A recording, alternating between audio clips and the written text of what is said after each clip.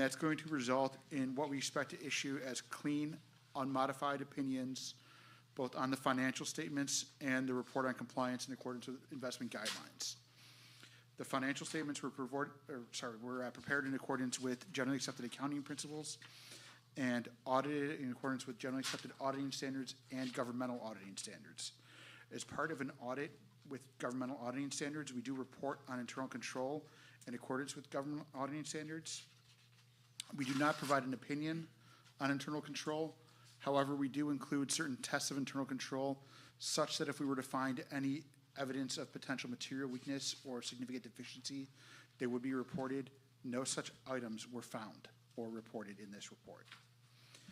Ultimately, there are no findings throughout the entire report. And as Carl mentioned already in terms of the financials, really the major item that had occurred was the repayment of debt that did result in that $107 million gain on the government-wide statement. And that's a combination of really the actual debt principal and the premium that was amortized down that creates that.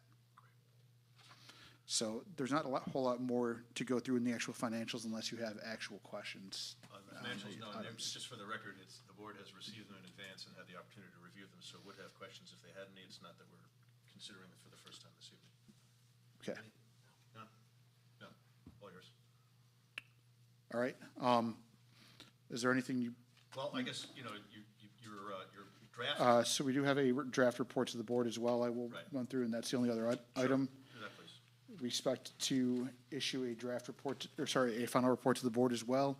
That's really a boilerplate item that goes through a number of required disclosures to this committee and board. And those items are pretty limited in nature. I'm going to go through just a couple of the more significant. Your significant accounting policies are detailed in the notes to the financial statements. There were no transactions you entered into that lacked what's called authoritative guidance or consensus.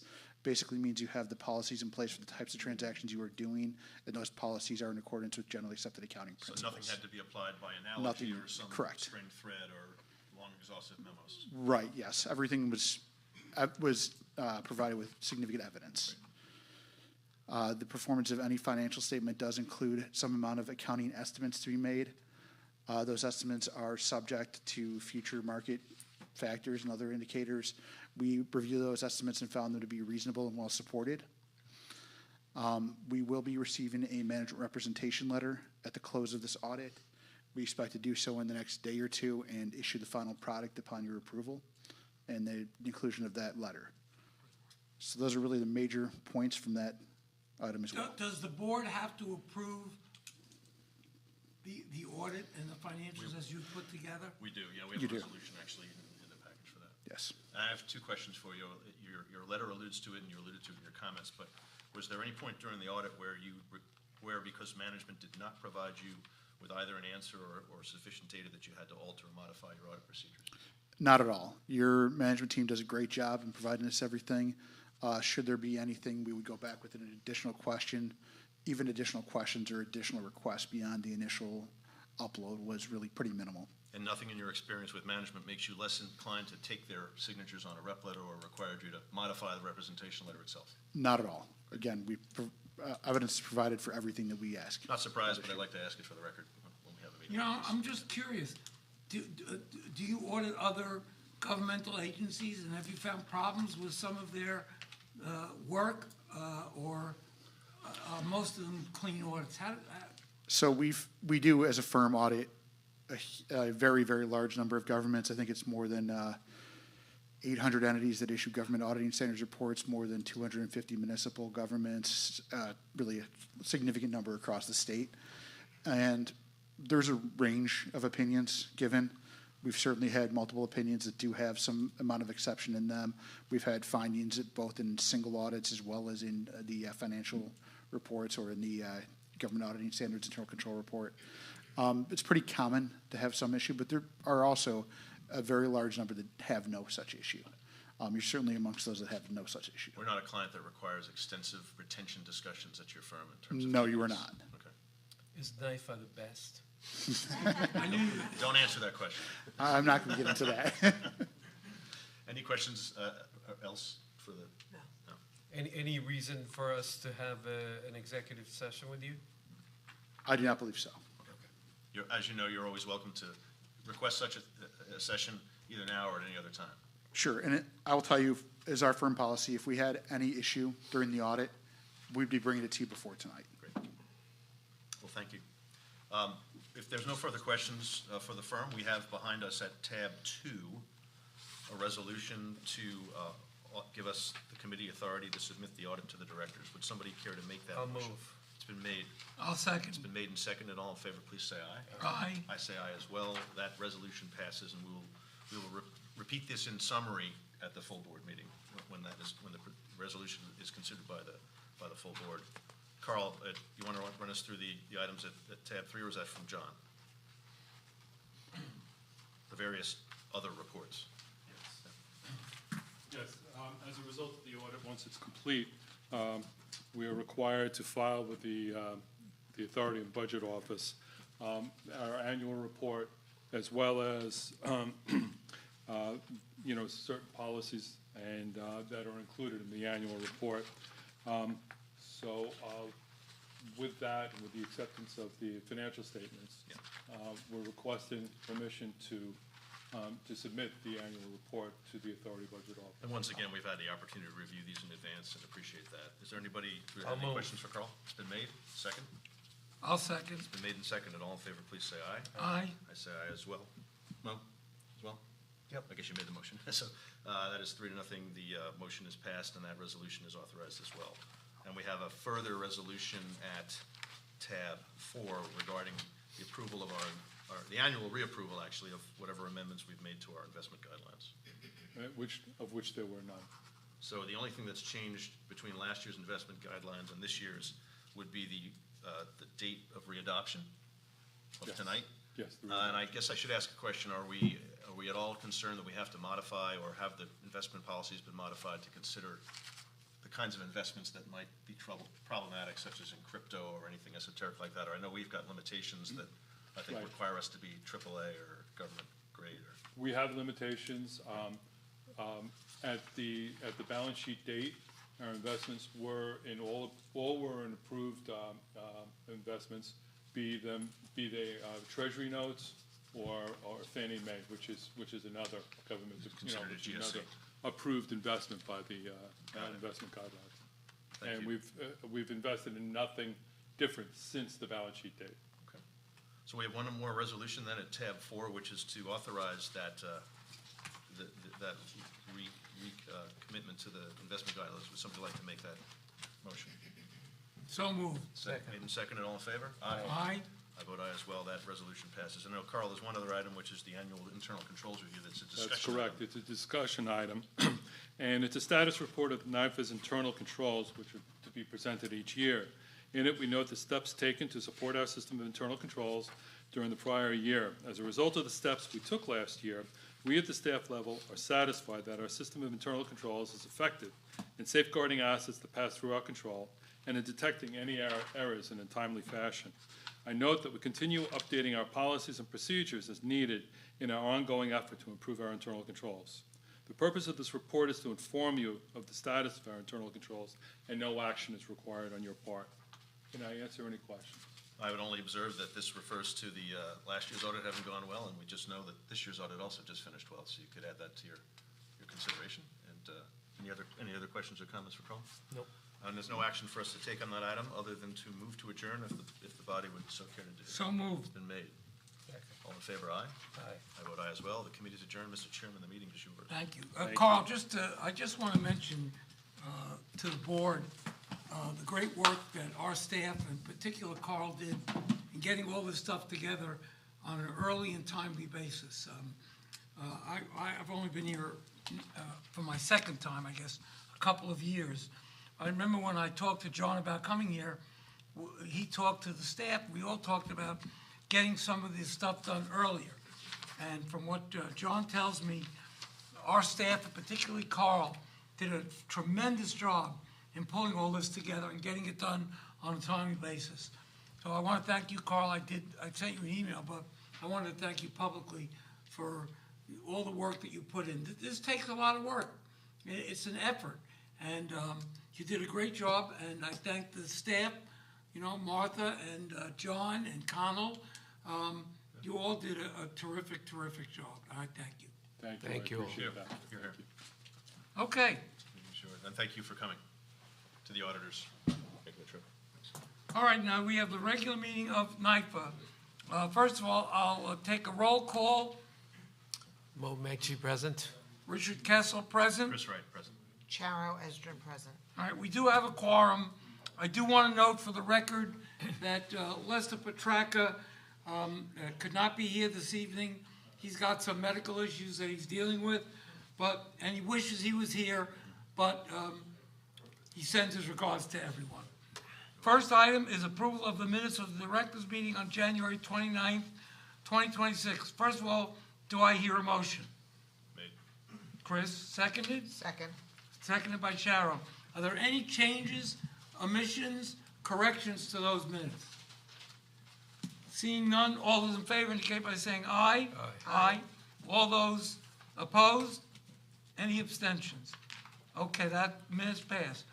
Next is the receipt and acceptance of the audited financial statements and related actions. Mr. Chris? Chairman, I would propose that we consider items 2, 3, and 4 together, since the audit committee just met and every member of the board was present, and that we approve the resolutions to receive the audited financial statements and take related action in item 2, that we approve the reports that were just approved by the Audit and Internal Controls Committee at item 3, and that we approve the readoption of the investment guidelines at tab 4. So I would move that we approve all 3. And I'll as a block. second.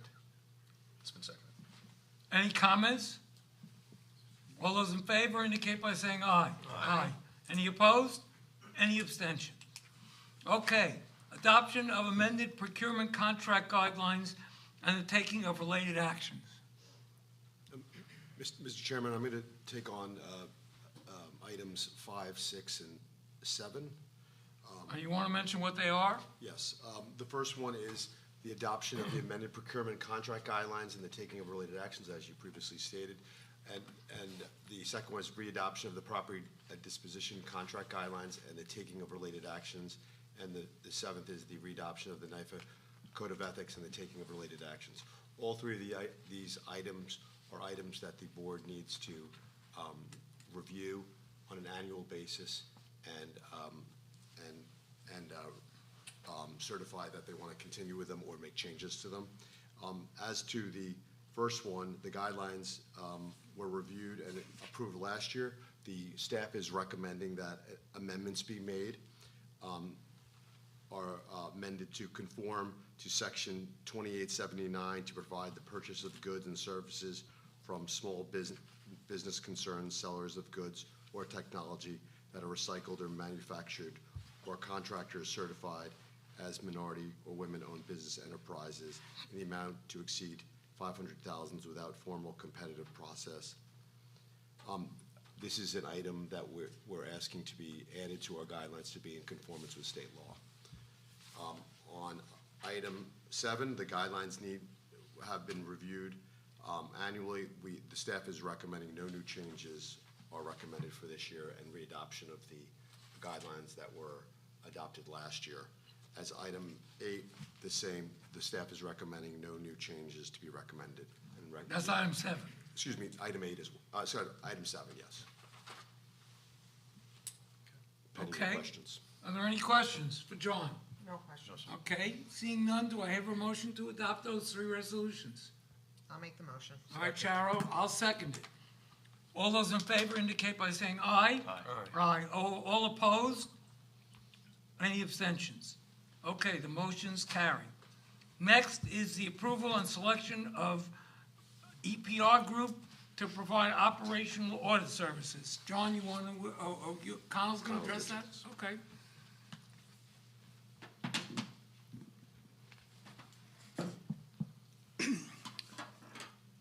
Again, this item is approval and selection and retention of the EPR Group to provide the operational audit services. It will be an operational audit of the County Department of Assessment and the County Assessment Review Commission. The objectives of the audit are to examine the methodologies and processes DOA and ARC used to produce and review the final real property assessment rolls for fiscal years 2024 and 2025, and whether the county follow the recommendations contained in the county controller's review of the 2020-2021 reassessment from January of 2023. We issued an RFP for the services and received 2 responses. The RFP committee determined that EFPR was the best all-around respondent. The hourly rates will be as set forth in the firm's proposal, and the estimated cost for the engagement is $75,450. So you're being asked to approve the selection of EFPR and to authorize the executive director or his designees to negotiate and execute an agreement with the firm substantially upon the terms and conditions outlined in the materials. And I would only point out that that's the firm that we just heard from that audits our financials too. Correct. And- Right. And that's obviously, we're familiar with their quality. So, Has this been done before?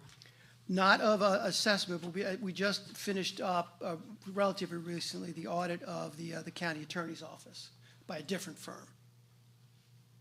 I just want a couple of points to make. Number one, this is an obligation and responsibility of NYFA.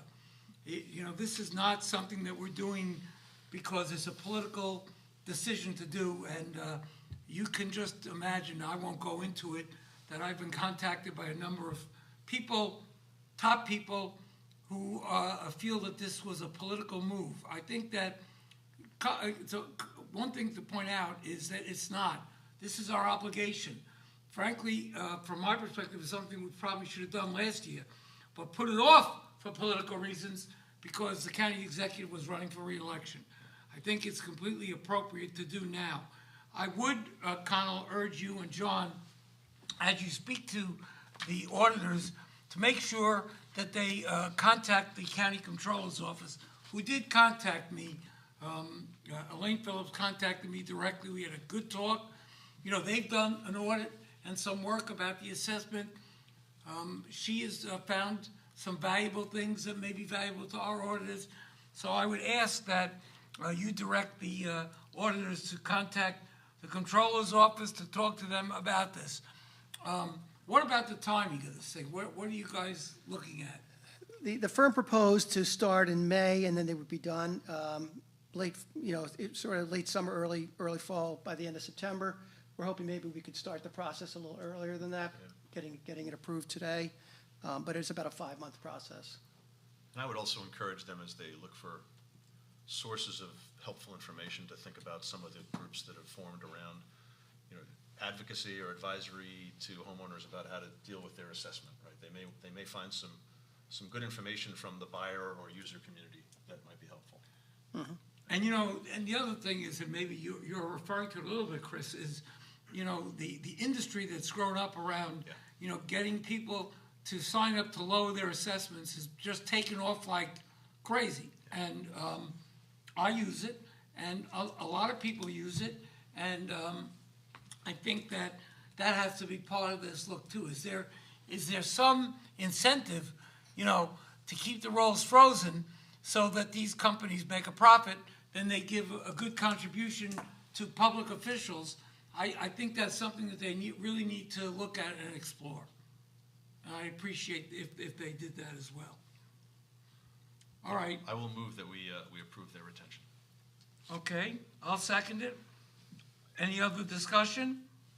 All those in favor indicate by saying aye. Aye. Aye. Any opposed?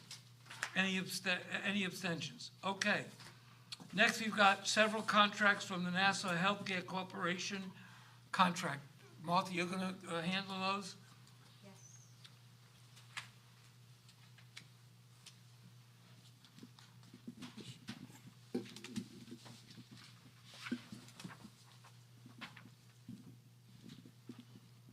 The first item is the contract with Marcg, which is a contract amendment between NHCC and Marcg, which currently provides medication and pharmacy supply services.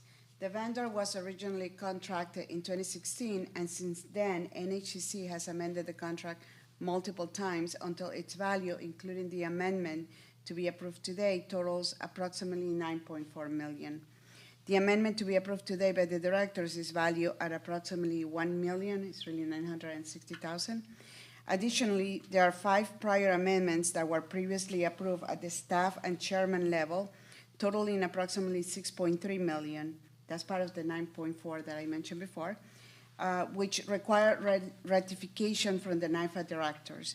Your approval and ratification of these amendments is requested because the total value of the underlying contract exceeds $5 million.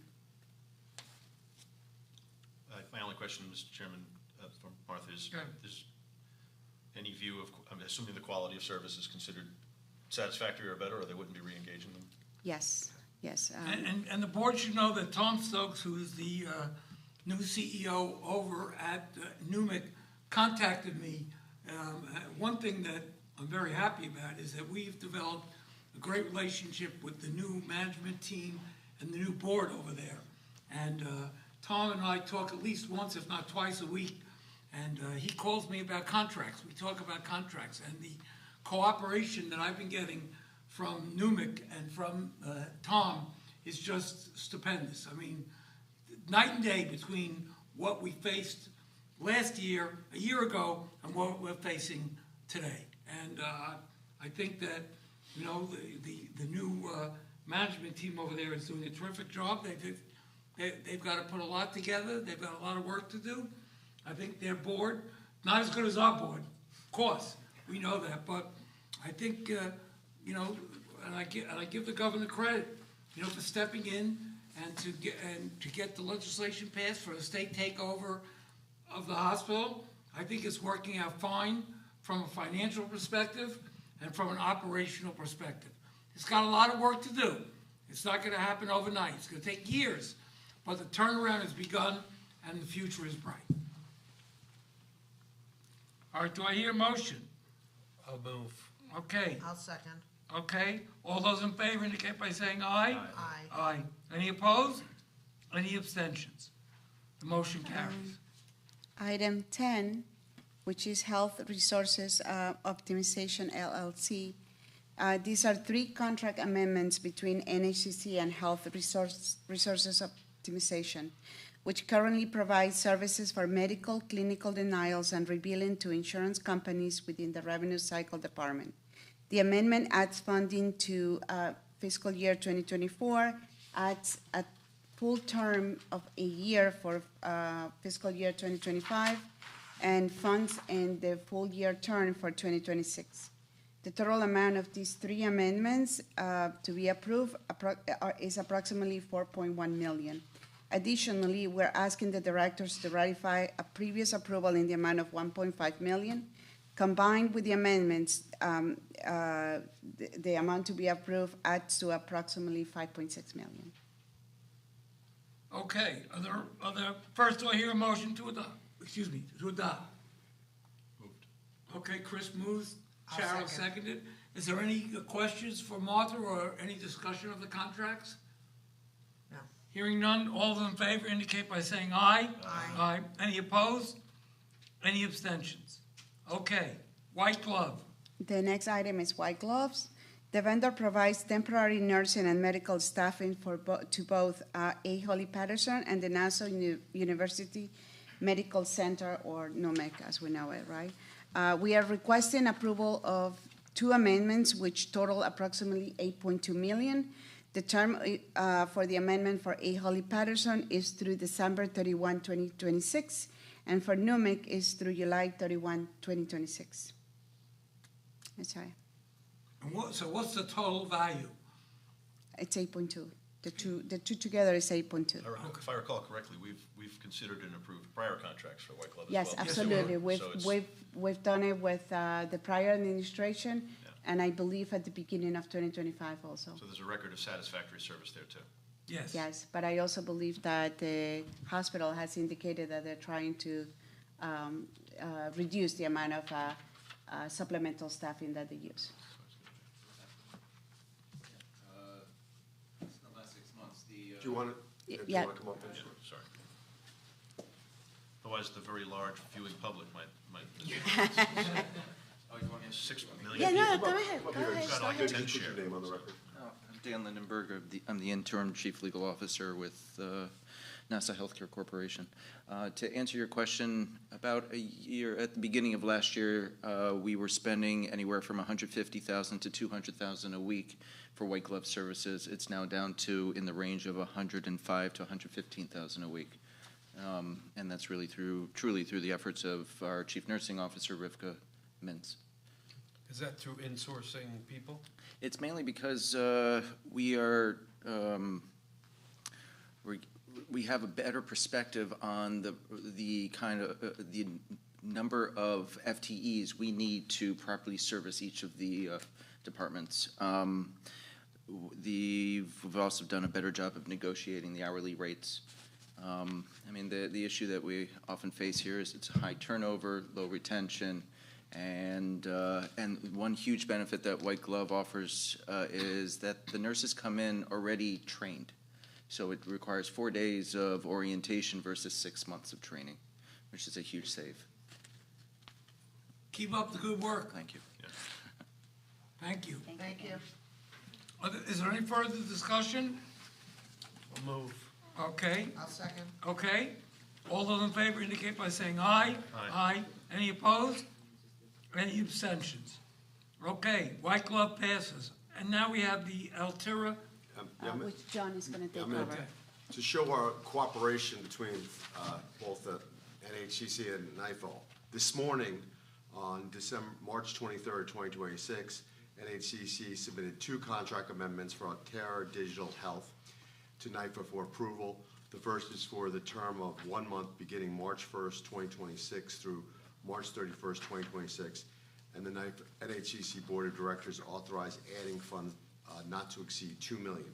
The second is for the term of 3 years beginning April 1st, 2026 through March 31st, 2029, for a total of approximately $29 million.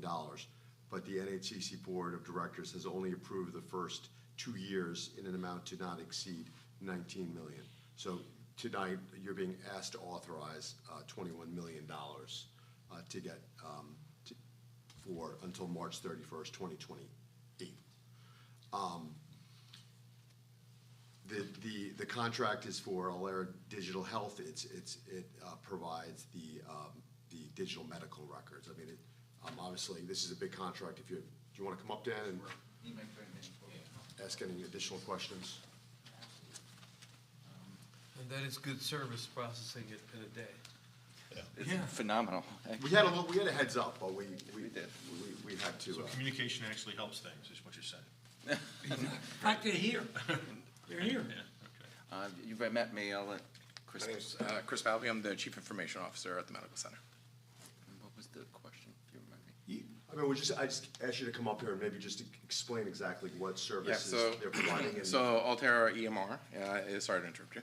The Altera EMR is the electronic medical record system for the hospital.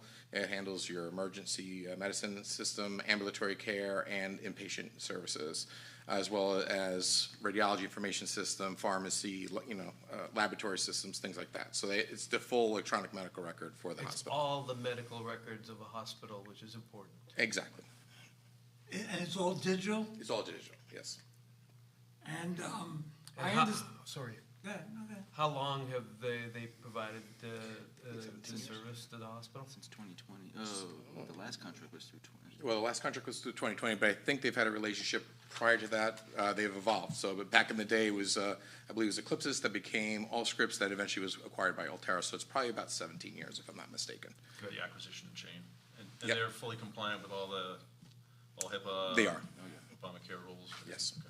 Yeah, and I should just mention to the board that I did speak this morning with Tom Stokes, the new CEO, and we got around to talk about this contract.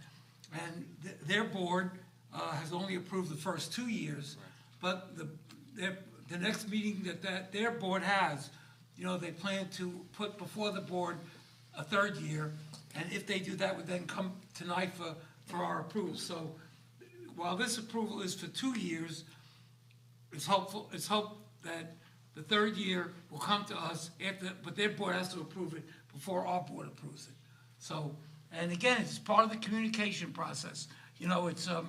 I've known Tom for maybe 25 years, and the fact that they share this information with us, you know, we're not in the dark. And I think it's very important. In fact, he called me on a weekend, a few weekends ago, about this contract.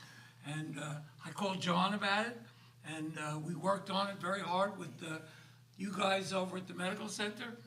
And I think this is an important contract that should be passed, and I hope your board will adopt the third year, and then it'll come to us. Sounds good. Thank you. Thank you. All right, With that, I'll move to approve. I'll second it. All those in favor? Aye. Aye. Any opposed? Any abstentions? Thank you very much. Thanks for coming. All right, now we've got, Svan the next International. one is this VAM International Incorporated. Yes, the vendor was selected through an open competitive bidding process. The vendor provides supplemental staffing services to the Department of Information Technology in the county. The term is 3 years from the execution date with a 2-year optional extension, and is valued at $8 million. Funding includes the 2-year renewal option. The contract will be funded with by the county IT department operating budget. Okay, does anyone on the board have any questions? So this is for the county, not the hospital now. Right. Correct, this is a Correct. county contract, yes. Okay, do I hear a motion? I'll move. No? I'll second. Okay, second. All those in favor indicate by saying aye. Aye. Aye. Any opposed? Any abstentions? The motion you. carries. Thank you. We have one final contract, and that's with Sullivan and Cromwell. Connell, you going to make a presentation? And then we can comment on it.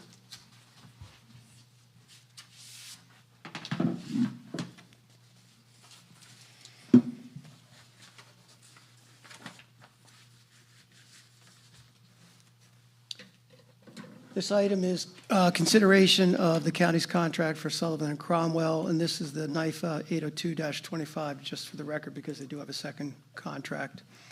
The proposed contract has a term beginning in April of 2025. It's terminating upon the completion of services, and the amount to be paid to the firm would not exceed $2.4 million, and it would be billed at hourly rates.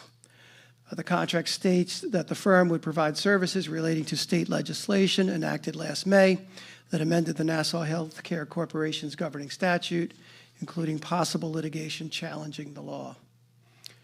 NIFA staff are concerned that one or more assignments the firm has performed do not fall within the contract's scope of services and are therefore unauthorized. Staff are also concerned that the county permitted the firm to bill amounts in excess of $50,000 prior to NIFA approval, which is contrary to NIFA's contract approval guidelines and the agreement with the county.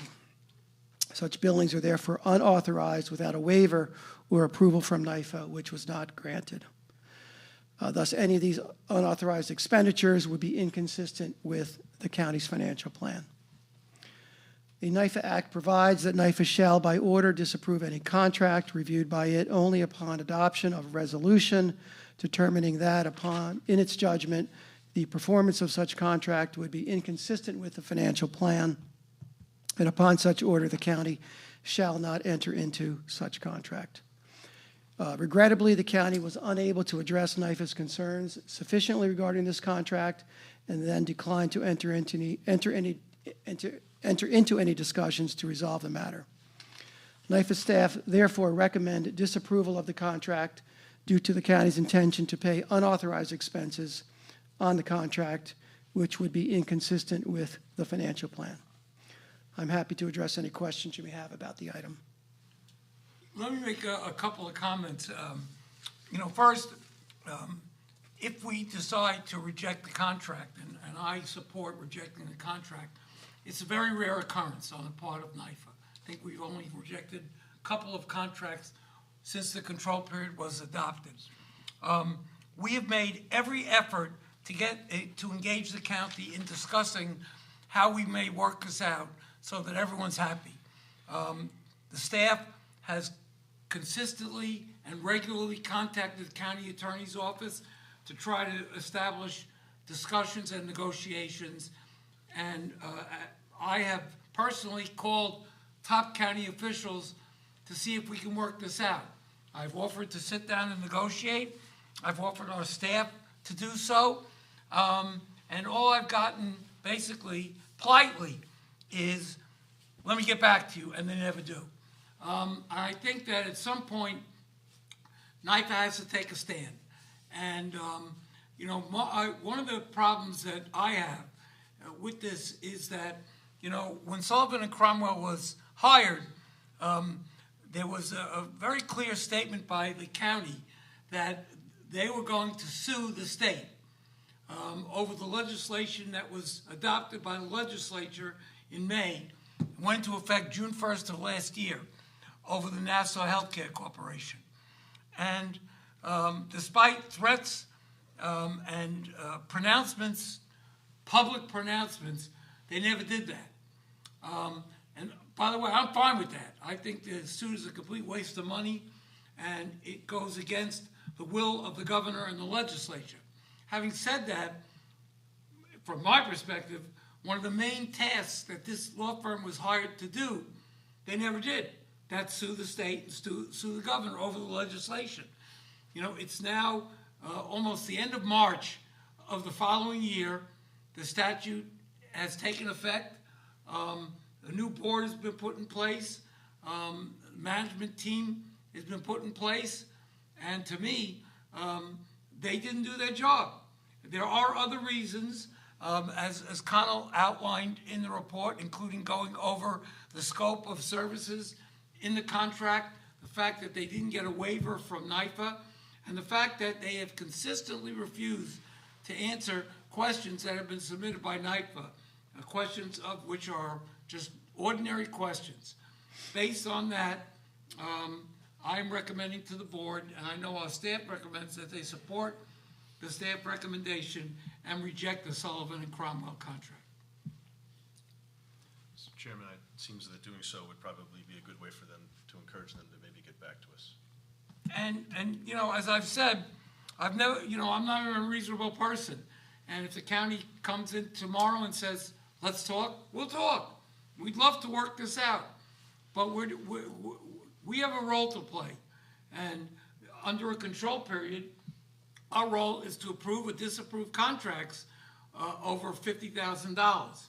This is a contract that obviously, when we are going to reject the contract, it has to come before the board. But, and I think, Chris, you're right, if the county decides to come to us and talk, we're perfectly willing to do so. But absent that, I think we should reject this contract. Are you able to say, Connell, how much they have incurred without contractual approval? Do we have any sense of what's been spent? I think as of February, mid-February is about $589,000. So 10 times or more of the amount for which they would have been approved. And just to be clear, the reason why we don't have an updated number is because they haven't been cooperating with NIFA. So that's at least 10 times as much. So I think I would echo some of these comments and encourage the county to respond to the staff's concerns. But with that, I'd move to reject the contract at this meeting today. Okay, is there any further discussion? No questions. Okay, all those in favor indicate, by rejecting the contract, indicate by saying aye. Aye. Aye, any opposed? Any abstentions? The motion carries. Is there any further business, John, that we have? No, Mr. Chairman. All right, just to indicate to the board that we will probably meet again, if not in April, in May. I'll be in touch with you. The other thing is, you know, we have been operating for a number of months without a full board. We only have 5 members, and, you know, a challenge, and I've said this at prior meetings, to get a quorum together is very difficult. And so, number one, I want to thank those members who came tonight. I appreciate your efforts. Some people had to change their plans, their schedules, and I thank you very much. The other thing is that I have been in touch with the secretary to the governor and the appointments office, and they are working on some of the vacancies. It's a slow process. Actually, it's a very slow process, but we're on top of it, and I'm hopeful that our next meeting we'll have at least one of those vacancies filled. And we'll see what happens. With that, I'll take a motion to adjourn. Thank you, Mr. Chairman. I'll move to adjourn. Second that. All those in favor? Aye. Aye. Any opposed? We are adjourned. Thank you. Thank you. By the way, what would happen if we decided not to? If We someone, wouldn't be able to leave. Actually, what would happen is, if one of us walked out, we'd be absent. It would just remain open.